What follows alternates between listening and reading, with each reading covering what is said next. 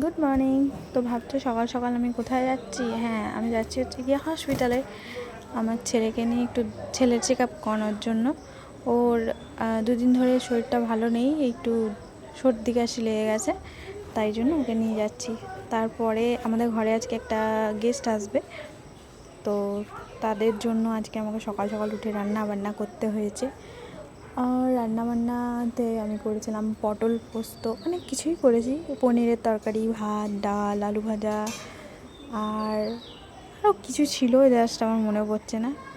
তো আমি ভাবলাম তোমাদেরকে এটুকুনো শেয়ার করি যে আমাদের এখানে এটা রানাঘাটের হসপিটালটা, সরি তোমাদেরকে দেখানো হয়নি মনে হয়, ভিডিওটা নিতে ভুলে গেছি।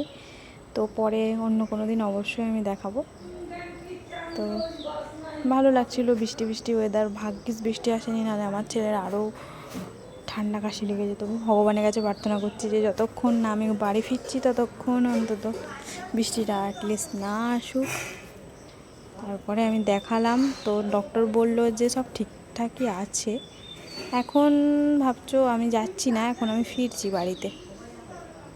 তো ডক্টর তো বললো ভালো আছে ও, এখন শুধু দুটো ওষুধ দিয়েছে, ওটা খাওয়ানোর জন্য বলেছে। তারপরে আমি ওকে খাওয়াবো, দেখি সুস্থ যেন হয়ে যায়। তোমরা একটু প্রার্থনা করো যেন আমার পুচকু সোনা একদম সুস্থ হয়ে যায়। তো ফ্রেন্ডস, এইখানে এটা হলো আমার পিসি শাশুড়ি, আর এটা হলো আমার একটা, কি বলবো, আমাকে কাকিমা বলে, এবারে আমার কে হবে আমি জানি না, যাই হোক আমার ছেলের মতনই হয়। আজ আমি একদম সময় পাইনি, তাই অনেক কিছুই তোমাদের সাথে শেয়ার করা হলো না, বাট আমি কালকে অবশ্যই তোমাদের সাথে সব শেয়ার করব। এখনের জন্য বাই, ফিরছি পরের ব্লগে।